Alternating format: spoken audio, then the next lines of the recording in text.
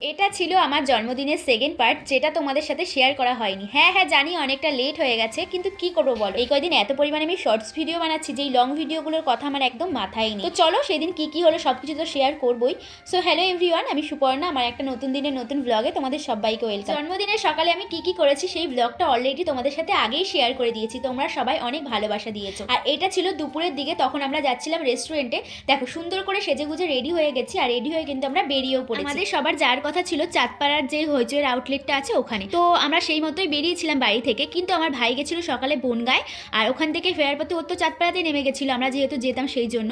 আর ও যখন রেস্টুরেন্টে গেল, গিয়ে দেখলো ওটা বন্ধ। ভাগ্যিস আমার ভাই আমাদের আগে গেছিলো, সেই জন্যই আমরা জানতে পেরেছি যে চাঁদপাড়া ওটা বন্ধ আছে, না হলে আমরা উল্টো যেতাম, আবার ওখান থেকে গোবরডাঙ্গা আমাদের যেতে হতো। আসলে আমাদের গাইঘাটা থেকে চাঁদপাড়া দূরত্বটা অনেকটাই কম, সেই জন্য আমরা চাঁদপাড়ায় মানে যখনই কোনো কিছু সেলিব্রেশন করি না কেন চাঁদপাড়াতেই যাই। গোবরডাঙ্গাটা একটু মানে ব্যাক সাইড হয়ে যায়, তো ওই জন্য গোবরডাঙ্গাটা সেরকম আসা হয় না। হয়তো আগে থেকে চাঁদপাড়াতে ছিল, ও ওখান থেকে ট্রেন ধরে গোবরডাঙ্গায় চলে এসে, আর ও আমাদের অনেকটা আগেই কিন্তু এসে পৌঁছে গেছিল। আর আমরা অনেকটাই লেট করছিলাম বলে ও বারবার আমাদেরকে ফোন করছিল। তারপরে দেখো আমার ফুল কেক সব কিছুই চলে এসছে, আমার ভাইটাই সবাইও চলে এসছে। আমাদেরকে তো আগেই বলেছিলাম যেহেতু আমার মকর সংক্রান্তিতে জন্মদিন, তো ওই দিনটাতে না আমাদের বাড়িতে কোনোদিনও আমিষ হয় না, আর প্রতি বছরই আমরা নিরামিষ খাই। তবে হ্যাঁ, আমার বার্থডে সেলিব্রেশন করা হয়, তবে জন্মদিনের যেই দিন তারিখ থাকে তার থেকে 2 দিন পরে। কিন্তু এবছরটা আমি আর সেরকমভাবে কাটাইনি, আমরা চলে গেছিলাম রেস্টুরেন্টে বার্থডেটা সেলিব্রেশন করার জন্য।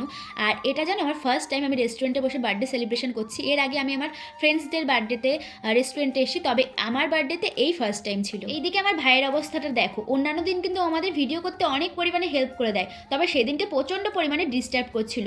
এইদিকে আমি আবার রিলসের জন্য অনেকগুলো ফটো ভিডিও সব কিছু শ্যুট করে নিচ্ছিলাম। আমার কেকটা কেমন হয়েছে অবশ্যই কিন্তু তোমরা কমেন্ট করে জানিও। আমি না চকলেট মানে অত একটা পছন্দ করি না, তাই জন্য এই কেকটা আমার বেস্ট লেগেছিল। আর তোমাদের কেমন লাগলো তোমরা কিন্তু অবশ্যই কমেন্ট করে জানিও। আর আমাকে আজ কেমন লাগছে সেটাও কিন্তু তোমরা জানাতে ভুলো না। এইদিকে দেখো আমার ভাইটাই নিজেদের মতো ফোন ঘাঁটা শুরু করে দিয়েছে, আমাকে তো কেউ পাত্তাই দিচ্ছে না। আজ যে আমার জন্মদিন সেই নিয়ে কিন্তু ওদের কোনো মাথা ব্যথা নেই। আমিও আর ওদের দিকে না তাকিয়ে নিজের মতো কয়েকটা ফটোশ্যুট আর ভিডিও করে নিলাম। তারপরে আবার ভাইকে বললাম যে আমার পাশে চলে আয়, কারণ আমি এখন কেকটা কাটবো। এইদিকে দেখো টেবিলের তলা দিয়ে ও কিন্তু আমার পাশে চলে এসেছে। সঞ্জিকে বললাম আমাদের দুইজনের কয়েকটা ফটোশ্যুট করে দেওয়ার জন্য, আর ও এত পরিমাণে লজ্জা পাচ্ছে, ও তো ফটো তুলবেই না। আমি ওকে যতবার হাত ধরে টেনে নিয়ে আসছি ফটো তোলার জন্য, ও ততবার হচ্ছে মানে বিরক্তি ভাব দেখাচ্ছিল।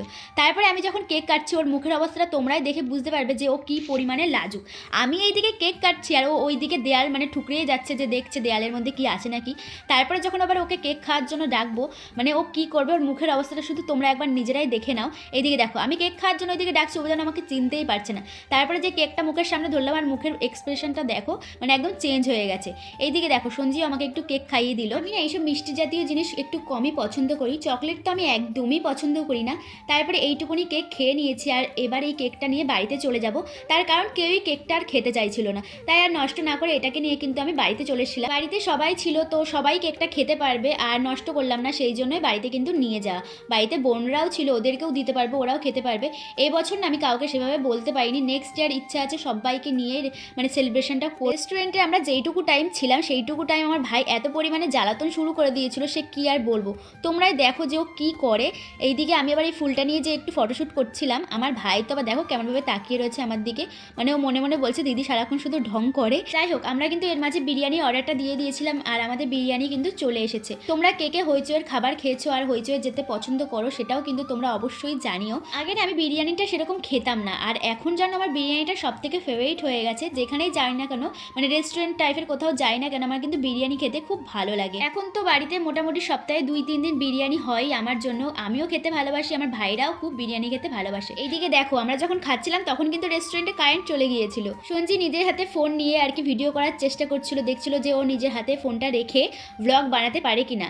বেশ ভালোই লাগছিল ওকে দেখতে, তাই এইটুকু কিন্তু ভিডিওতে নিয়ে নিয়েছি। আমাদের কিন্তু এখন খাওয়া দাওয়া সব কমপ্লিট হয়ে গেছে, বিল টিল মিটিয়ে আমরা এখন বেরিয়ে যাব বাড়ির দিকে। তার আগে আমরা হইচইয়ের পাশে যে মাঠটা আছে ওইখান থেকে কিছু ফটোশ্যুট করে নেব।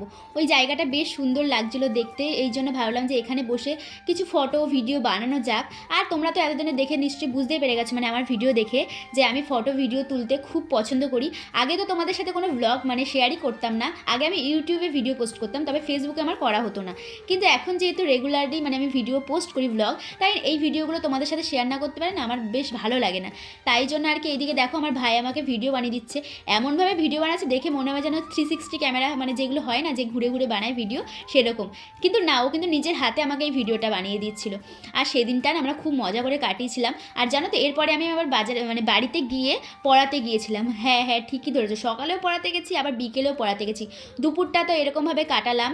আমরা সেদিনকে খুব মজা করেছি, আমার তো বেশ ভালো লেগেছিলো এদের সাথে সময় কাটিয়ে, মানে সবার সাথে সময় কাটিয়ে আমার খুব ভালো লেগেছিলো। তবে বোনদের খুব মিস করছিলাম। যাই হোক এই বছর তো হয়নি, পরের বছর আমি সবাইকে নিয়ে বার্থডেটা সেলিব্রেশন করব। এখন আমাদের সবকিছু হয়ে গেছে আর অটোর কাছে এসে আমরা দাঁড়িয়ে রয়েছি, তার কারণ অটো এখনো ট্রেন না আসলে ছাড়বে না। মানে ট্রেন আসবে, ট্রেন থেকে কিছু লোক নামবে, অটো ভর্তি হবে, তারপরে গিয়ে অটো ছাড়বে। আমাদের তো সেই দুপুর 3টের দিকে খাওয়া দাওয়া হয়ে গেছিলো, কিন্তু আমরা যখন বাড়িতে পৌঁছেছি তখন বেজে গেছিলো সেই বিকেল 5টা, মানে 2 ঘন্টা পুরো লেট হয়েছে শুধুমাত্র অটোর জন্য। কিছু আর করার নেই, অটো ছাড়া আমরা তো আর বাড়িতে ফিরতে পারবো না। তারপরে দেখো রাস্তায় আবার অটোকে দাঁড় করিয়ে সবাই সরস্বতী পুজোর চাঁদা নিচ্ছিল। বোনদের জন্য যেহেতু কিছুই নেওয়া হয়নি তাই ওদের জন্য বিরিয়ানি নিয়েছি, ওদের বাড়িতে গিয়ে দিয়ে দেবো। সঞ্জি আবার আমাকে হাটে নিয়ে গেল, নিয়ে গিয়ে বললো যে এখান থেকে একটা প্যান্ট চয়েস। আমি তো ফার্স্টে বুঝতেই পারিনি যে ওটা আমার জন্য কিনছিল। আমি তো বলছি এটা ভালো লাগছে, ওটা ভালো লাগছে। তারপরে যখন ওটা কেনা হলো বললো এটা তোর জন্য ছিল। আমি তো পুরো অবাক হয়ে গেছিলাম। তো সেই দিনটা আমার জন্য খুব স্পেশাল ছিল। থ্যাংক ইউ সো মাচ তোমাদের সবাইকে, তোমরা আমার জন্মদিনটাকে এত সুন্দর স্পেশাল করে তুলেছো, এটা আমার জন্য অনেকটাই ছিল। আর আজকের ভিডিওটা তোমাদের কেমন লাগলো সেটা কিন্তু তোমরা অবশ্যই জানিও। সো চলো টাটা সবাইকে, দেখা হবে পরের কোনো ভিডিওতে।